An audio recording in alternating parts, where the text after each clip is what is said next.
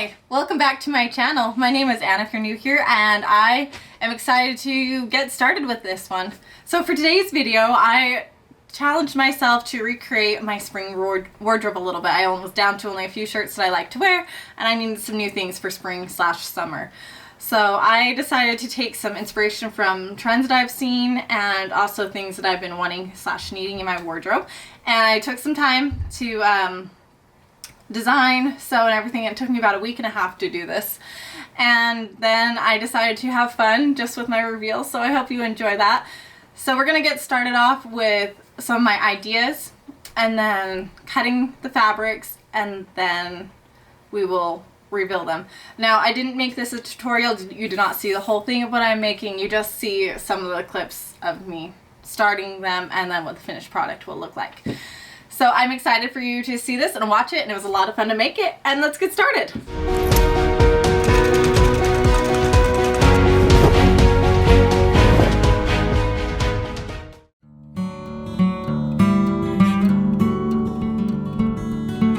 I'm gonna get started with this purple gingham fabric. I believe it's cotton, or it might even be a poly cotton because it doesn't really wrinkle that much. I started out by tracing a shirt I already really liked the fit of, and I felt like it would have the fit of the design that I was already thinking of. And I did make some alterations by making it looser in certain ways and everything like that. Unfortunately, while I was making this project, I did run out of the purple gingham and I had to fill in some blanks with some white fabric. Initially with this shirt, I planned on making a ruffly collar for it, but when I replaced it with the white and just the contrast between the purple gingham and just the white, it made me look like a clown.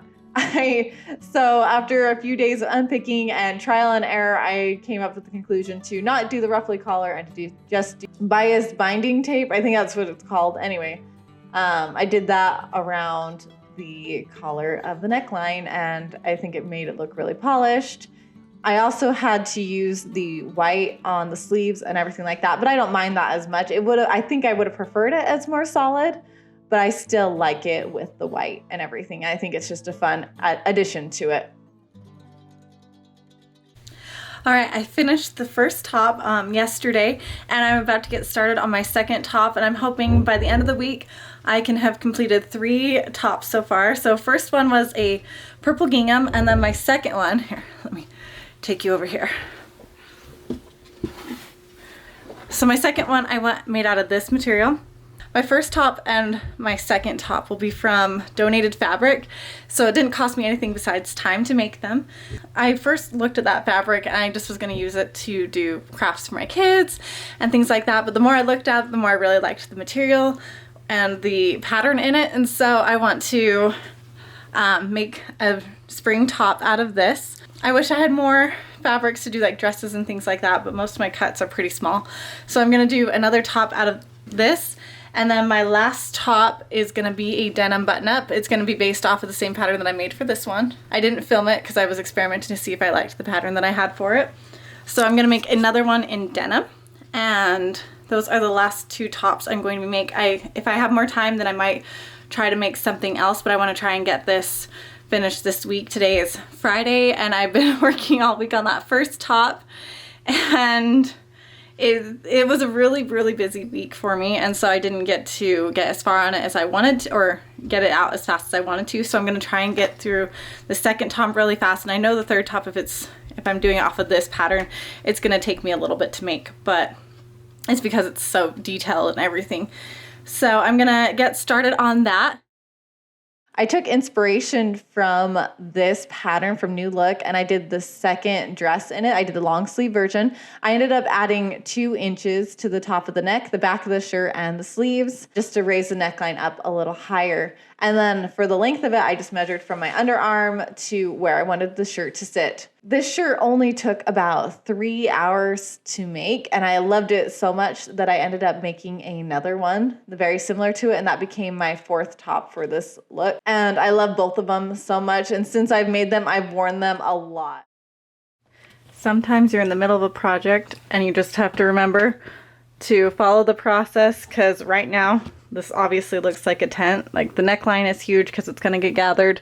The sleeves are huge because they're going to be balloon sleeves or whatever, and they're not even sewn up all the way. The bottom is huge and it looks like a tent, but just remember to trust your process and it's going to come together great. So it doesn't look like much, but I have a pretty clear idea of what I want to do. As you saw, I pattern hacked on this and I'm pretty confident with the outcome.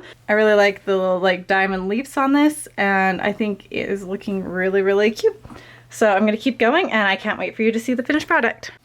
I finished the shirt yesterday. It only took me 3 hours to make my second shirt, and I loved how it turned out. So I'm trying to decide if I want to spend all this day making a denim shirt and then delaying this video, or making another one like it, because I loved it so much that I found another fabric that I love that I might want to try it as. So I found this fabric in my stash and I think it would be so cute in that same cut.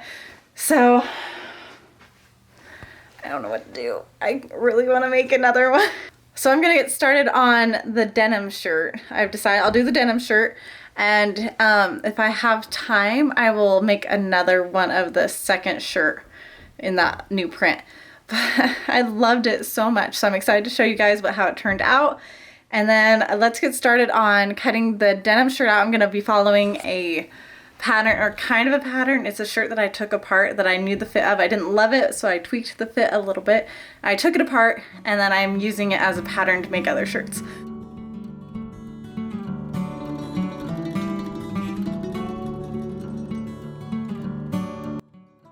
For my last shirt, you saw I'm going to be doing the denim. I did make this oversized, and I'm glad I did, because this denim is pretty stiff.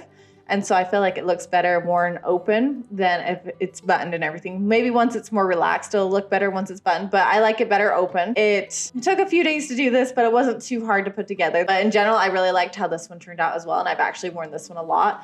Unfortunately, I didn't get any footage of my final shirt, but it's the same as the second one, or the same pattern, the same system that I did for the second one. But I like it just as much as the first one, and all these shirts that I've featured, I've gotten a lot of wear out of so far.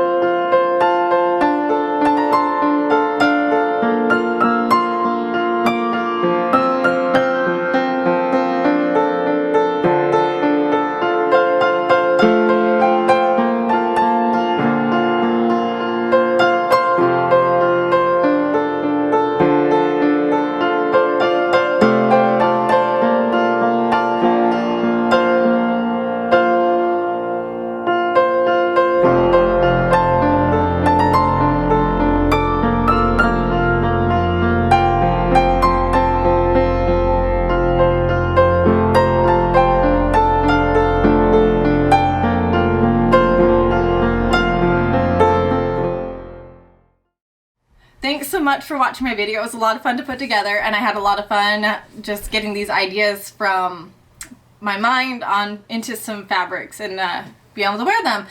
So I hope you enjoyed it, and leave me a comment down below you could, with any ideas, anything you'd like me to make, or just say hi if you want. You can also subscribe if you'd like to see more from me.